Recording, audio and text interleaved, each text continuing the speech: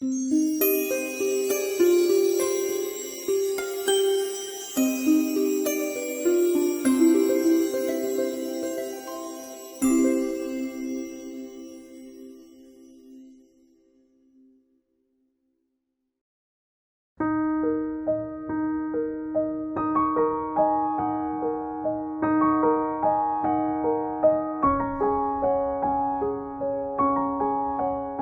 بعضی وقت احساس میکنم که یه چیزی رو باید کار کنم، خودم نمیدونم چیه.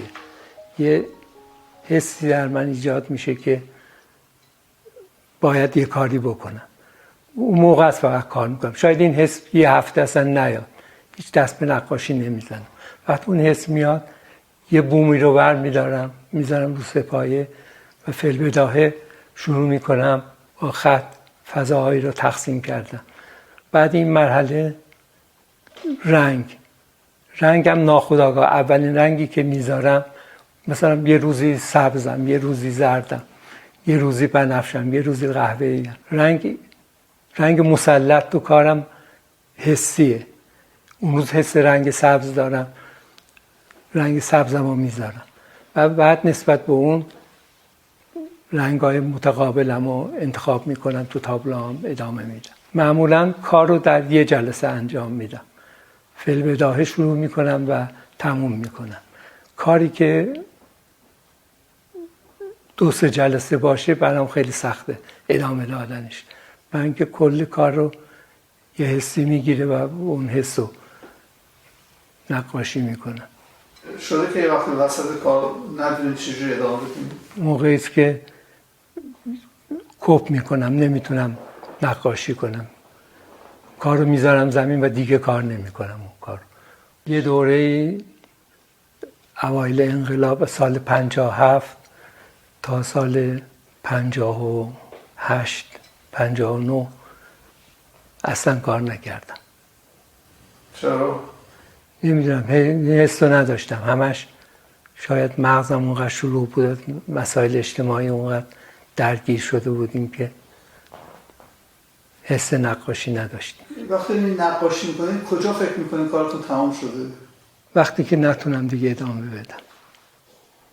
کار میکنم بعد یه لحظه احساس میکنم که کامله دیگه، هر تاشی که میذارم عبثه. اونجا کار رو قطع میکنم.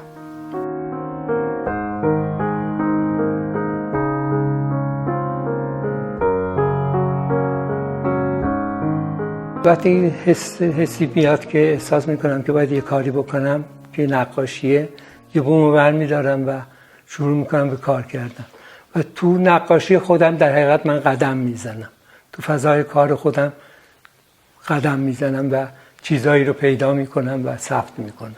نقاشی های من شهودیه، یعنی از قبل اتود نمیشه، برنامه ریزی نمیشه و یک بار هم تموم میشه. معمولا در یه جلسه، حالا کار خیلی بزرگ باشه وسطش چند ساعتی استراحت دارم، بعد کار میکنم. برای تابلوتون اسم هم میذارین؟ ندرتاً.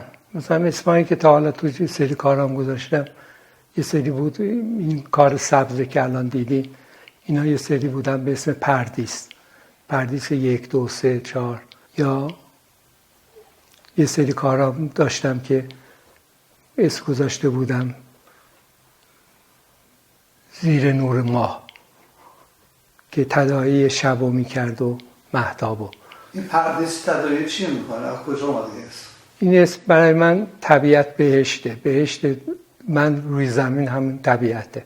تو نقاشی های من از طبیعت مغشوش زیاد خبری نیست. طبیعتی است که انسان درش دخالت کرده و سازماندهی کرده طبیعتو. به همینی که همیشه یه سازماندهی مربع در مربع وجود داره تو کارهای من. اگر نگاه کنین جمع این مستطیل‌ها یه مربع میشه یا مربع به طور کامل هست. من تابلو رو که تموم میکنم دیگه باش ارتباطم تقریبا قطع میشه، کاری ندارم. وقتی شروع میکنم در حقیقت تا دوران زندگی میکنم، بعد دیگه تموم میشه. برای همینم است که وابستگی آنچنانی به کاری که کردم ندارم. به راحتی میتونم بدم بره. بعضی از آرتیست‌ها وابسته میشن به کارشون.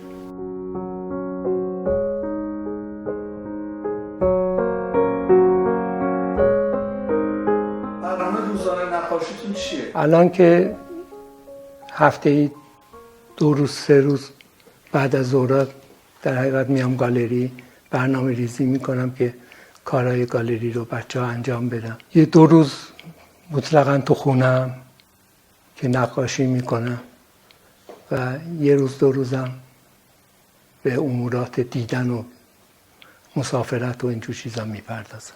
چقدر فرهنگ و سنت‌های کشور توی کاراتون حضور داره؟ این دید زیباشناسانم رو از مینیاتورهای ایران گرفتم که اون 2 تا دید عقابی و روبرو.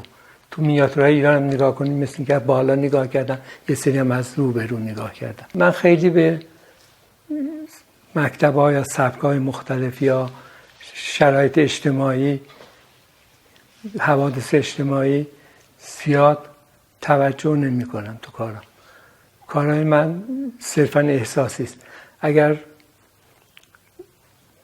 شرایطم سخت باشه و شرایط اجتماعی حاد باشه، کارم یه مقدار رنگای تیره و افسرده است. بیشتر بازتاب کارم با رنگه. زمان جنگ چه تأثیری داشت رو کار شما؟ زمان جنگم از اون دورانی بود که کمتر کار کردم. هنر مدرن چه جایگاهی تو آثار شما داره؟ دوران مدرن برام جذابترین دوران نقاشیه. از سالهای 1900 به این و برام خیلی جالبه. در دوران مدرن موندم خودم. بعد از مدرن کارم زیاد نرفته جلو. علاقه زیادی به امپرسیونیستا داشتم و به کارهای انتزاعی، کارهای آبستره. این 2 دوره در این 2 تا مکتب تو کارهای من تاثیر زیادی داره.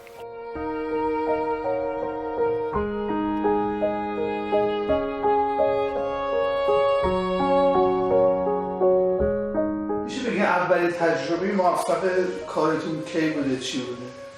که واقعا احساس کردید خیلی درخشان. کارهای همین دوره‌امه، همین دوره‌های آخری که در حقیقت از سال 80 احساس کردم که کار خوب میکنم. تو این کاراتون کدوما رو بیشتر دوست دارید؟ میتونم بگم دوران آخر کارم تو اون کاتالوگه. بله. شما انتظار دارید که کاراتون در آینده به چه سمت پیش بره؟ هیچ فکر آینده رو نمی کنم. همین فقط کارم رو ادامه میدم. کارم که ادامه میدم خودش یه چیزایی پیدا میشه، یه راهی باز میشه. اصولا میگم هیچ وقت تمرکز نمی کنم که این کارو بکنم، هفته دیگه این کارو بکنم. همه چی فی البدا هست. میگم وقتی حسی نقاشی میگیرم دیگه یه بومو برمیدارم شروع میکنم به کار کردن.